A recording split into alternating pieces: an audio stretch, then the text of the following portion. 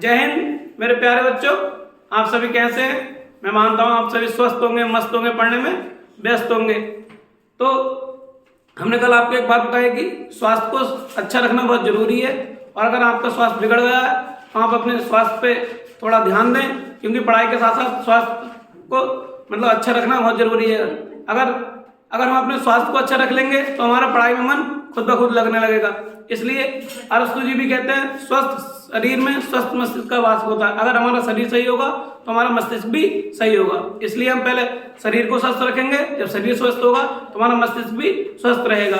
ठीक है, तो आइए चलते हैं। आपको हमने कल जो 5 रिएक्शन कराई थी, क्या होता है जब उसके आगे 5 और इन 10 में से आपको रिएक्शन मिल जाएंगी। आपके जो मतलब केमिस्ट्री में 7 मार्क्स का 10th क्लास के लिए आता है वो आपका कवर हो जाएगा। और इसमें से जितनी मैंने करा दी है, 5 आज की और 5 कल की, इनमें से मिल जाएंगे। आप अच्छे से तैयार करें और कमेंट में बताएं कि आपकी रिएक्शन कैसे लगी।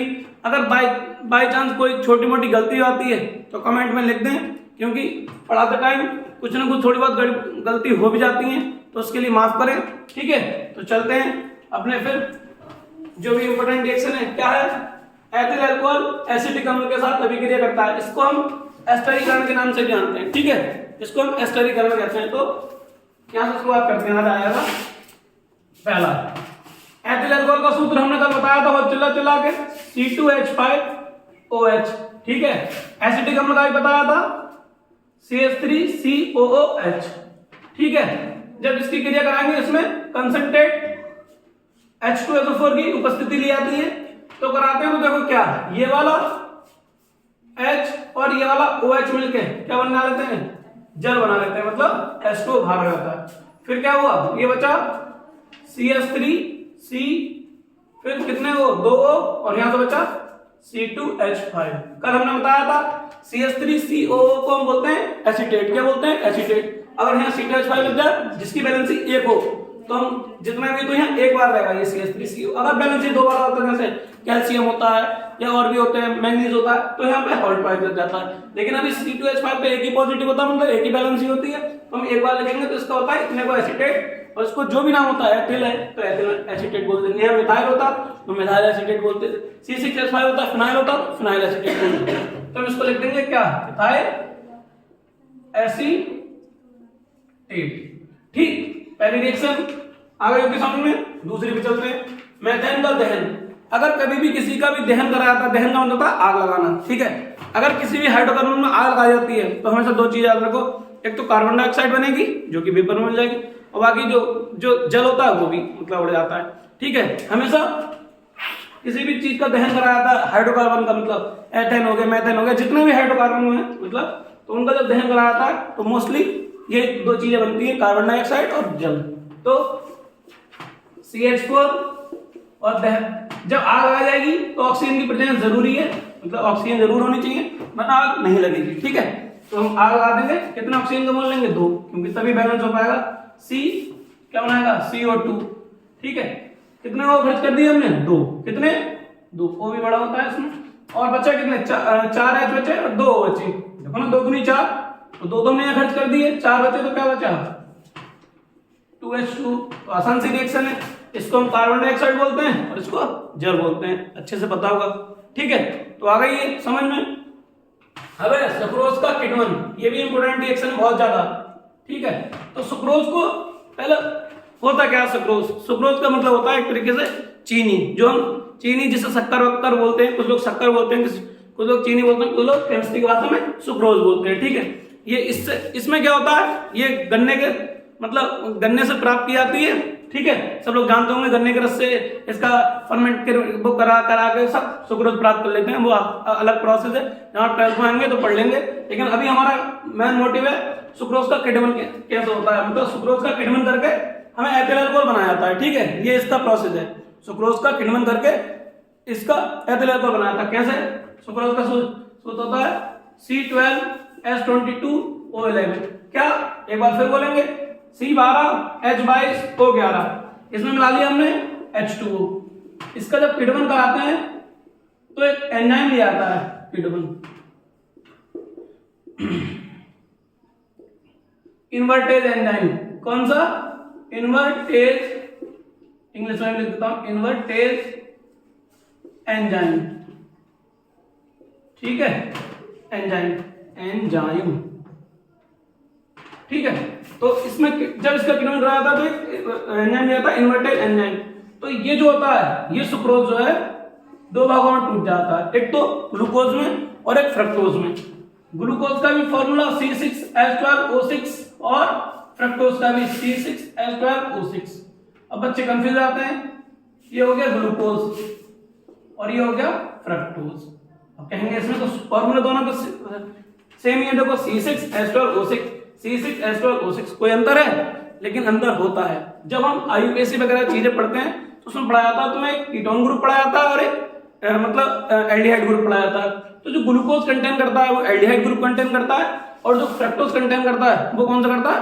Ketone group. तो इससे पहचाना जाता है, ठीक है। और एक ऐसा छोटा क्वेश्चन के रूप में कभी ऑब्जेक्ट में पूछते हैं कि सबसे मीठी शर्करा कौन सी होती है, मतलब प्राकृतिक नेचुरल वाली, तो सबसे मीठी जो शर्करा होती है नेचुरल वो फ्रक्टोज ही होती है, ठीक है। अगर आ जाए ऑप्शन में तो सबसे ज्यादा जो मीठी होती है प्राकृतिक शर्करा वो फ्रक्टोज होती है।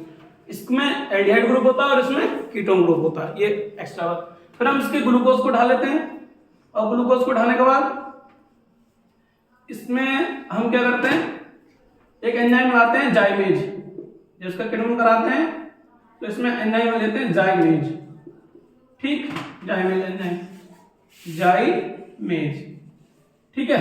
तो जब इसकी क्रिया कराते हैं तो बन जाते हैं 2C2H5OH प्लस 2CO2, मतलब एक तो एथिल अल्कोहल बनता है और एक कार्बन डाइऑक्साइड। चेक कर लेते हैं कि बैलेंस हो गई क्या। C कितने हैं? 6, 2 दूनी 4 और 2 ये 6 होगा C। H कितने हैं? 12, 5 दूनी 10 और 2 ये आ गए, H ये 2 से पूरे मल्टीप्लाई 12, ठीक है। O कितने हमारे? 6, तो 2 तो ये आ गए और 2 दूनी 4 ये आ गए, मतलब ठीक हो गए। और कार्बन डाइऑक्साइड हमारी क्या होती है? एनवायरमेंट में मतलब मिल जाती है, ठीक है। इतना हुआ। उसके बाद अब आ गए हम क्या, एथिलीन की क्रिया क्षारीय पोटेशियम परमैंगनेट, मतलब इसको बोलते हैं वायर रिएजेंट, कैसे कराई जाती है, ठीक है। तो इसमें क्या होता है, एथिलीन फॉर्मूला सबको पता होगा, CH2 डबल बॉन्ड आता है क्योंकि ईन आ रहा है तो डबल बॉन्ड आएगा, ठीक है। फिर जब हम इसको कराते हैं तो इसमें वाटर मिला देते हैं और ऑक्सीजन, नवजात ऑक्सीजन यहां लेते हैं हम, क्षारीय के MnO4 पोटेशियम परमैंगनेट को क्या बोलते हैं, KMnO4, ठीक है। क्षारीय KMnO4 लिया, इसे इसी बोल देते हैं जब इसकी प्रेजेंस होती है, इसको बोलते हैं वायर अभिकर्मक, अभिकर्मक, ठीक है। और इसके बारे में 11th में बहुत अच्छे से डिटेल में पढ़ेंगे, अगर हमसे जुड़े रहे तो हम ही पढ़ाएंगे, ठीक है। तो अब इसमें क्या होता है, ये हो गया 2H हो गए, देखो 2H और 2 हो गए, तो एक OH इधर आ जाता है और एक OH इधर आ जाता है, कुछ इस टाइप से। CH2OH बॉन्ड एक कम हो जाएगा क्योंकि बॉन्डिंग पूरी हो गई, देखो 2 तो ऑलरेडी थे, एक बॉन्ड इसके साथ जुड़ जाएगा, 3 यहाँ हो गए C के और एक आ गया 4, ठीक है। इसको बोलते हैं इथाइलिन ग्लाइकॉल, ठीक है। इसे क्या बोलते हैं, इथाइलिन ग्लाइकॉल। अब आ गया हमारा, ठीक है। एक बार और रिपीट कर देंगे, पहले एक बार पूरी करा दें। सोडियम एसीटेट को सोडा लाइम के साथ गर्म करते हैं। सोडियम एसीटेट का फॉर्मूला कल बताया था, बताइए जल्दी जल्दी बताइए, क्या था, CH3COO, ठीक है। एसीटेट आ गया और सोडियम है तो Na लगा देंगे, क्या लगा देंगे, Na, ठीक है। इसके बाद सोडा लाइम, सोडा लाइम का मतलब NaOH के साथ बिना बुझा चूना मिला देते हैं और इसके साथ हीट कर देते हैं, क्या, जब ये दोनों मिल जाते हैं, ये दोनों, तो हम इसको बोल देते हैं सोडा लाइम, क्या बोलते हैं, सोडा लाइम, ठीक है।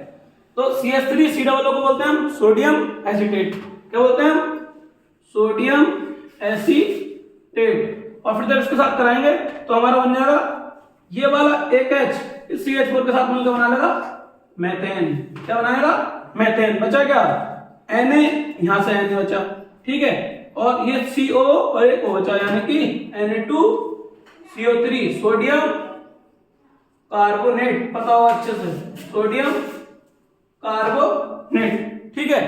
तो ये हो गई हमारी 5 रिएक्शन, कल 5 कराई थी, 5 आज कराई थी। इनमें से आपको मिलनी है, समझ लीजिए, अगर 5 आती है तो 5 मिल जाएंगे, अगर 7 आती है मार्क्स की करके उसमें 7 नंबर तो मिल जाएंगे, ठीक है। तो शुरुआत करते हैं फिर से रिवीजन, मतलब रिवाइज में। एथिल अल्कोहल एसिटिक अम्ल के साथ अभिक्रिया करता है, इस वाली रिएक्शन का नाम कभी कभी एस्टर गर्म करके भी आता है, 12th में ही मिलती है ये और अभी भी मिल जाएगी। ठीक है, तो क्या CH5OH ये आ गया, याद होगा एथिल अल्कोहल का अच्छे से, इसलिए मैंने नाम भी नहीं लिखा है एथिल अल्कोहल का। कुछ नाम अंग्रेजी में भी लिख दिए थे और हिंदी में भी, तो दोनों से जिसकी भी जैसे लगे लिख लेना।